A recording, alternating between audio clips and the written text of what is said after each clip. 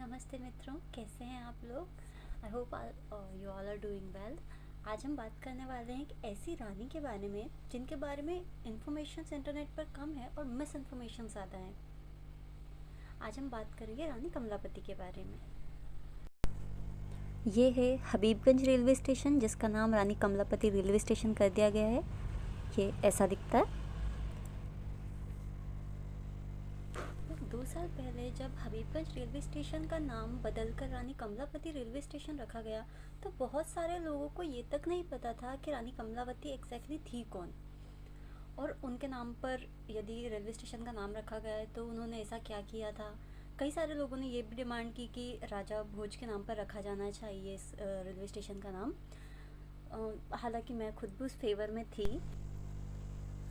हम सब कहते हैं कहाँ राजा भोज कहाँ गंगू तेली, तो राजा भोज को तो किसी पहचान की ज़रूरत है नहीं, उनका नाम ही काफ़ी है।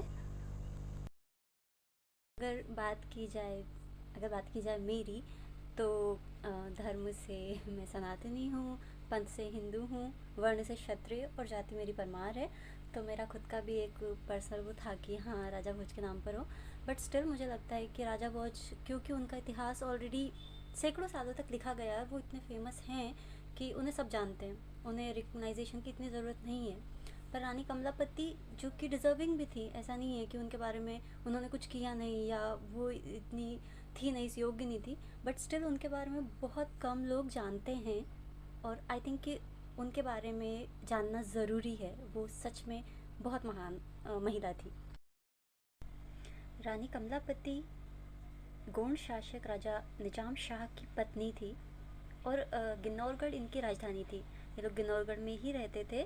सुखी वैवाहिक जीवन चल रहा था इनका। एक छोटा सा बच्चा भी था इनका, जिसका नाम था नवल शाह।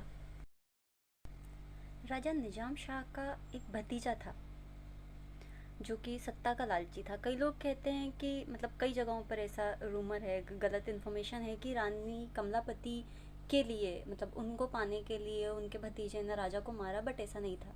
उनके बीच लड़ाई सत्ता की थी। तो जो राजा का भतीजा था आलम शाह, उसके पास भी एक शासन था, अपना खुद का राज्य था, बाड़ी जगह थी, बाड़ी नाम का स्थान था जहाँ पे वो राज किया करता था। बट स्टिल, क्योंकि वो जो राजा निजाम शाह थे उनके मुकाबले कम था, उसके पास उतनी पावर नहीं थी, तो उसके लालच में उसने सोचा कि अगर मैं इनको रास्ते से हटा दूंगा तो जो पूरा गिन्नौरगढ़ है, भोपाल है, वो भी सब कुछ, वो भी सारा मेरे अंडर आ जाएगा, उसका भी शासन मेरे हाथ में आ जाएगा।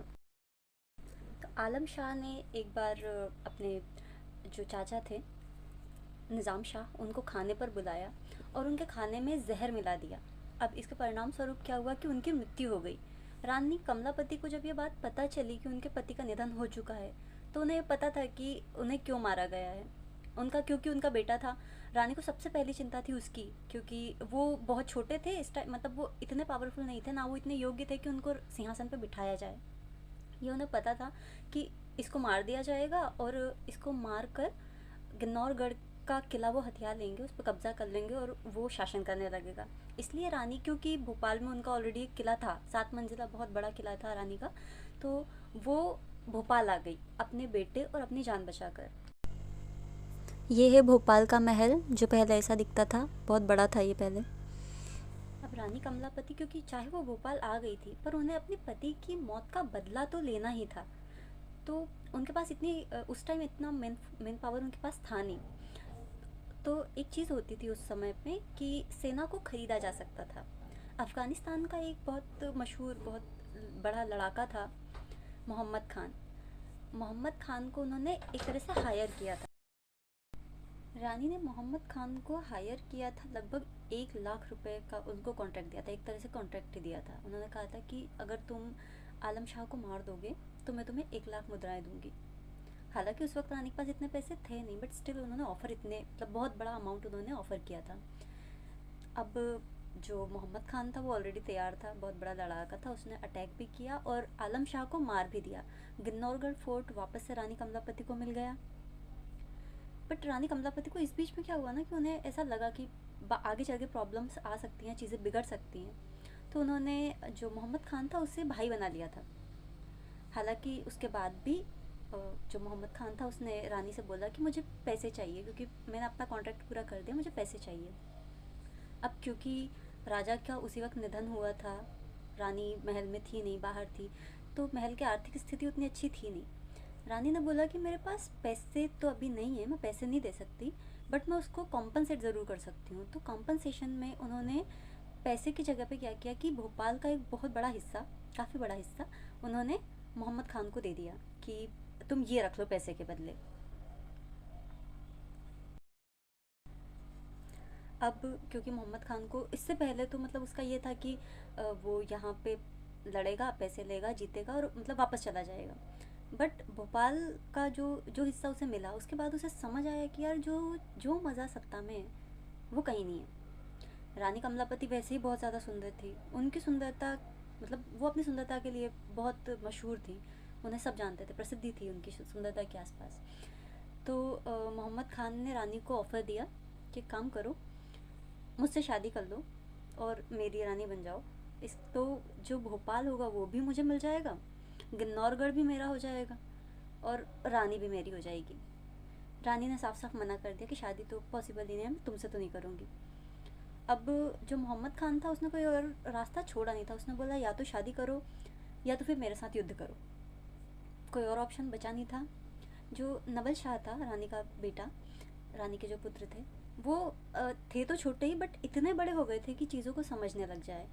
तो उन्होंने कहा कि अ, वो सब छोड़ो, शादी वादी तो नहीं हो सकती, पर आप रहने दो, मैं युद्ध लड़ूंगा।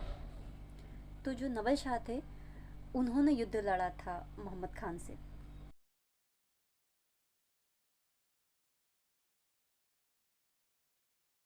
तो नवल शाह और मोहम्मद खान के बीच युद्ध हुआ, भीषण युद्ध हुआ। और जो युद्ध हुआ था वो जगह थी लाल घाटी, जिसको आज लाल घाटी बोला जाता है। उसे लाल घाटी इसलिए बोला जाता है क्योंकि वो इतना भीषण युद्ध था कि उसकी वजह से ना मिट्टी लाल हो गई थी खून से। तब से उसे लाल घाटी नाम दे दिया गया था। ये लोगों को, बहुत सारे लोगों को पता नहीं है कि वहाँ क्या हुआ था। कई लोग बोलते हैं कि जो रानी का भतीजा था आलम शाह, उसकी वजह से रानी ने जल समाधि ली थी। तो यदि ऐसा होता तो रानी को उसी टाइम पीरियड में मर जाना चाहिए था ना, आलम शाह को बाद में मरना था, रानी को पहले मर जाना चाहिए था। पर ऐसा नहीं हुआ था, रानी तो उसके काफ़ी टाइम बाद रानी ने जल समाधि ली थी। तो नवल शाह की मौत हो गई और वो जो मोहम्मद खान था वो जीत गया था। अब जीतने के बाद तो उसने वापस भोपाल ही आना था, क्योंकि भोपाल में ही रानी उस वक्त थी। तो उस टाइम पे क्या होता था कि अब कोई यदि युद्ध में बचा भी, एक इक्का दुक्का लोग यदि युद्ध में बच भी गए हैं, तो उनकी हालत इतनी ख़राब होती थी कि वो खुद जाकर तो नहीं बता सकते थे कि हाँ हम युद्ध हार गए या जो भी। तो पहले क्या है, सिग्नल्स दिए जाते थे, सिग्नल के थ्रू अपना संदेश पहुंचाया जाता था कि इस सिग्नल का ये मतलब है। तो इसीलिए ना क्या होता था कि जब युद्ध चल रहे होते थे तो कोई भी इंसान वहाँ पे महल के टॉप से देखता रहता था, जहाँ भी युद्ध स्थल होता था वहाँ पे निगरानी रखता था कि हमें सिग्नल मिल जाए तो हमें पता चल जाएगा कि युद्ध का रिजल्ट क्या हुआ। तो रानी को सिग्नल मिला, मतलब रानी के महल में सिग्नल पहुँचाया गया और रानी को पता चला कि नवल शाह की भी मौत हो चुकी है। अब रानी को पता था कि अब मोहम्मद खान महल में आने वाला है, और रानी को यह भी पता था कि आगे क्या होगा, जैसा होता ही आया हिस्ट्री में, हमने सुना पड़ा है, पता है हमें। तो रानी इस चीज़ के लिए तैयार थी कि अब बस मरना है। उस टाइम पे जो भोपाल का तालाब है, जिसे बड़ा तालाब बोला जाता है, वहाँ पर मतलब जो तालाब है वहाँ पर बांध बने हुए थे, रानी ने बांध बनवाए थे।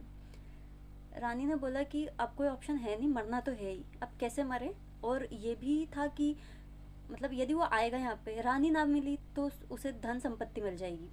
तो रानी ने, महल 7 मंजिला था, रानी ने सारे जितने भी कीमती सामान थे, पैसे थे, जितनी भी संपत्ति थी, जितना उनसे पॉसिबल हो पाया, उन्होंने सारा महल के निचले वाले जो निचली मंजिल थी उसमें उन्होंने ट्रांसफ़र करवाया सारा। वो भी निचली मंजिल में चली गई और अपने सिपाहियों को बोला कि बांध तोड़ दो। बांध तोड़ने की वजह से क्या हुआ कि सारा पानी, बिल्कुल बहुत तेज़ गति से सारा पानी महल के अंदर आ गया। महल की 5 मंजिलें पूरी तरह से जलमग्न हो गई। रानी के साथ पूरी धन संपत्ति सब कुछ जलमग्न हो गया। और इसे कई लोग बोलते हैं जल जोहर, तो नहीं, जल जल जोहर नहीं होता। जोहर सिर्फ अग्नि से किया जाता है। जोहर का मतलब ही होता है कि अग्नि के द्वारा अपने शरीर को, मतलब शरीर को अग्नि को सौंप देना या उसके उसके थ्रू अपनी जान दे देना, बलिदान कर देना, जैसा रानी पद्मावती ने किया था। पर जो जल से होता है वो जौहर नहीं होता, जल से समाधि ली जाती है, रानी ने जल समाधि ले ली थी। ये थी कहानी रानी कमलापति की, जो अपने साहस, शौर्य और सुंदरता की वजह से जानी जाती हैं। और ये एक बहुत महान, बहुत बहादुर और बहुत ही चरित्रवान महिला थी। आई होप कि आपको इनके बारे में जानकर अच्छा लगा होगा। और अगर मेरी कहानी में या मेरी इन्फॉर्मेशन में कोई कमी है और कहीं मैं गलत हूँ तो आप मुझे बता सकते हैं।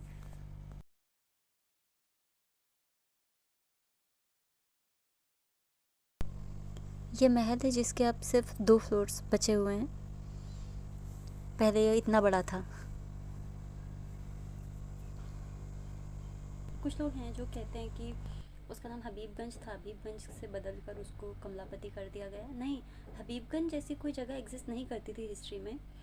पहले उसका नाम शाहगंज था, ये तो बीच में चेंज किया, जो भी किसी भी वजह से किया, जिन लोगों ने भी किया, बट इसका नाम पहले शाहगंज था। शाहगंज भी जो शाह डायनेस्टी थी उन्हीं के नाम पर उसका नाम शाहगंज था। पूरा जो मालवांचल है, मध्य प्रदेश पूरा लगभग, उससे ज़्यादा बल्कि, तो वो सारा पहले होता था गोंडवाना, मतलब गोंडों की भूमि। तो रानी कमलापति को उन्हीं का स्थान वापस से उनके नाम पर किया गया है, बाकी इसमें कोई भी और परिवर्तन नहीं किया गया है। आई होप आपको ये स्टोरी अच्छी लगी हो, जानकर खुशी हुई हो। एंड प्लीज़ आप अपने बच्चों को या जो भी आपके हैं या आप जिनको बता सकते हैं, आप उन्हें सही स्टोरी बताएं ताकि उन्हें हिस्ट्री पता हो। कई जगह लिखा गलत होता है, मगर एटलीस्ट हमारे आने वाली पीढ़ी तक सही कहानी पहुँचे। Thank you.